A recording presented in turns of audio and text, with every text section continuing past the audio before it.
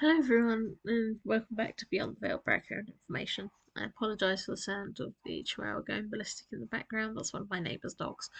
But today we're doing about more of Veil culture, and at the moment we're sticking with the Veil television culture, and we're talking about the dramas that they produce.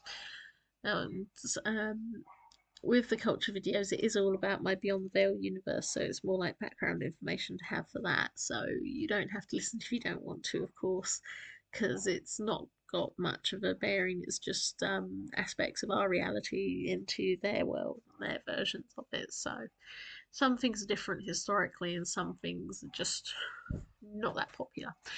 But as always, I'll give you a brief quote from one of the stories where something's mentioned about it and then just go straight into it. But I hope you find it interesting. Thank you. Okay, so veil dramas.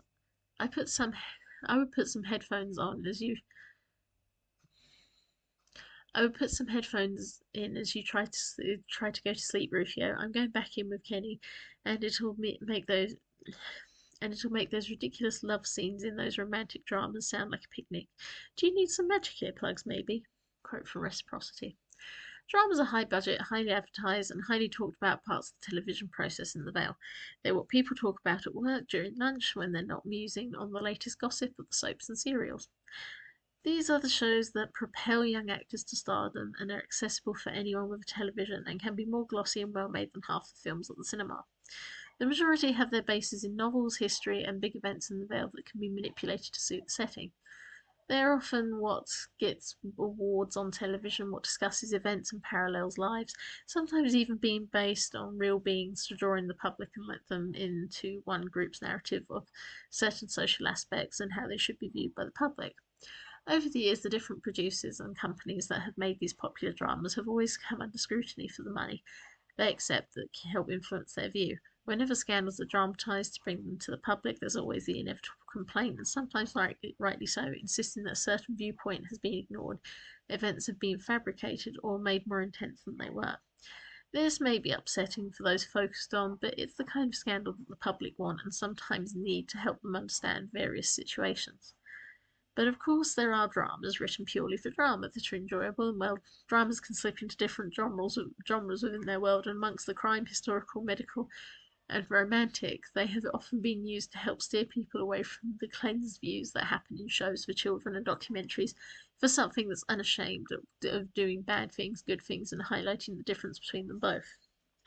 Now, each year, the television companies in the Vale work on about 3 different dramas to cover the time periods of summer, Christmas, and spring.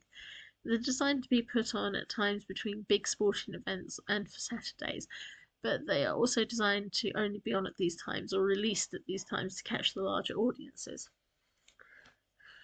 They are always on after 9 p.m. due to ideas on the kind of subject matter and the level of maturity is felt audience need to witness it. It used to be too that they had only around 6 half-hour episodes or 3 or 4 hour-long episodes, but in the past decade they have gone to 6 or more hour-long episodes to cover a wider number of weeks and fill in a lot more story and cinematography, let alone pay for CGI budgets for the rare science fiction dramas that occasionally turn up. During the winter or Christmas period is when the weather and the fact that families are together, the dramas are often more hyped. Most starting on Christmas Day or the following to cover the cooling down periods afterwards. Some dramas are able to run series because their subject matter is able to continue or develop more. Historical and medical dramas often being this sort that can have Christmas specials to set out the new season and the themes within. The Christmas period is also when a series based on books are introduced, particularly because it can coincide with book sales brought up by the hype through the autumn about what's coming in the season. Also, all Christmas dramas are filmed in summer and all summer dramas in spring. Crime dramas and sometimes the shorter pieces tend to be put on through the summer when parents need that little moment of adult time when the kids go to sleep so they can share the television together. During this time, there is a high amount of shocking or scandalous dramas created to draw people in, keep them focused even on their own holiday, because these dramas are often those released with a secondary release midweek so that people can catch up. But in recent years, having these series up as a box set on the streaming programs in the Vale has meant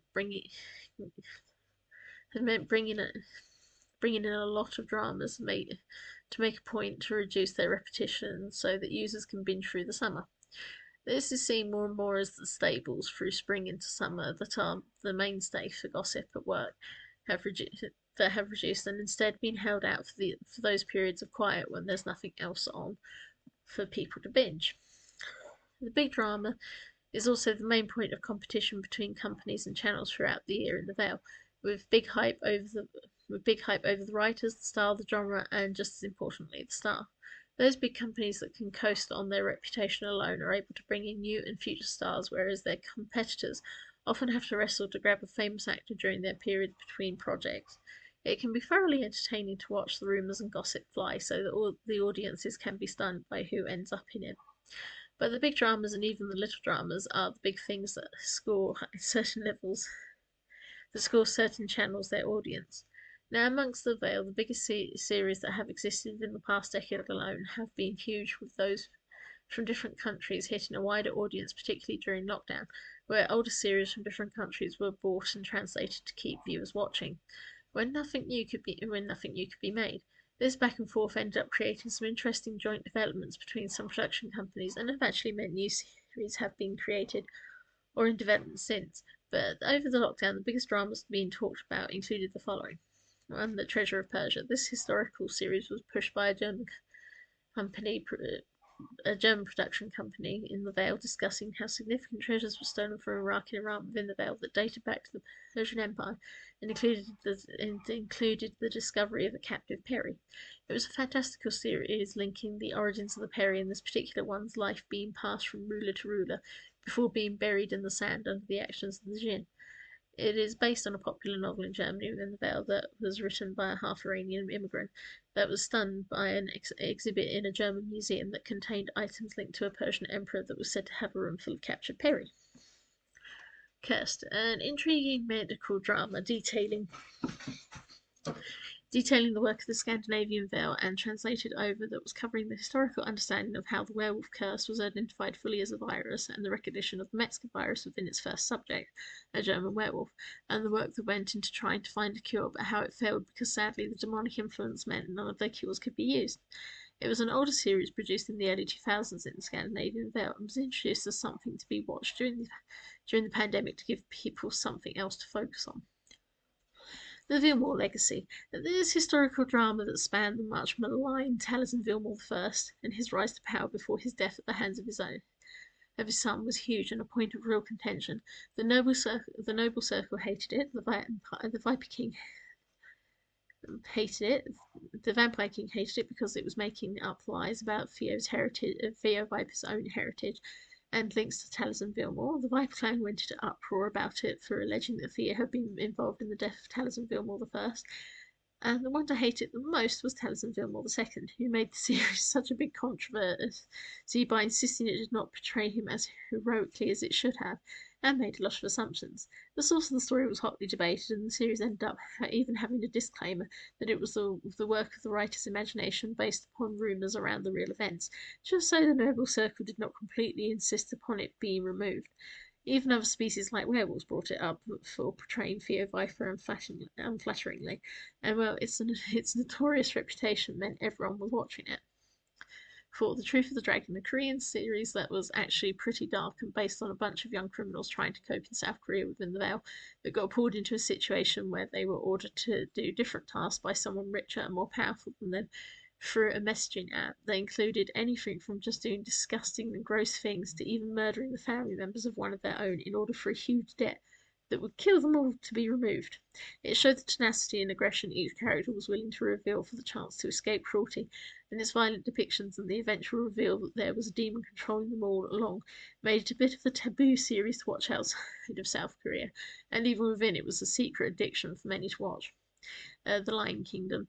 This was a series made in the Tanzanian Vale based on the real-life story of an infamous lion shapeshifter criminal that ended up escaping his enemies by joining with a pride of lions and guiding them to murder his enemies, and how he started to take over thanks to their help, then how he was eventually killed violently. It showed off one of the big fears in the Vale when people give in to their demonic and bestial sides, and how they could fall and lose all traces of humanity. It was incredibly popular for its lavish photography, how many amazing actors were used to play the lions of the pride, and even depicting the point where the criminal tried to reveal himself and found instead that when he transformed, his head became stuck in lion form, and how his lion skull was infamously put on display to teach about allowing the darkness in. And six, The Temple Queen, a more fantastical drama that was heavily based in the romance and drawn from the biography of Quetzalcoatl Tonoak, known under the stage name Marina Viper, an elder of Viper clan heritage that was a famous actress playing the exotic women in various films. It included a discussion of her heartbreaking romance with an iron wolf and her eventual lesbian relationship with a fellow actress. It was all in Mexican Spanish and really popular for sticking very close to the contents of Coscatl's biography as written by her lover Sabrina, but certainly didn't put the iron wolf Axel Muller in a good light and garnered complaints from the werewolf community. Dramas are the same really in and out of the veil. They push to follow stories but gain the audience so they are often more fan fiction like than authentic. However, often they are used for audiences to comprehend a scandal happening, see the way they feel people should react in serious situations, as well as discuss areas that need to be looked into and accepted by others, e.g. the LGBTQ plus community has often found dramas have been the only way to insert themselves into popular culture. And as time has gone by and acceptance grown, that things have developed and become easier to be seen, the disabled community is also pushing through with dramas to highlight their needs and issues too, as well as more acceptance on them in the world where magic is real. So, thanks for listening.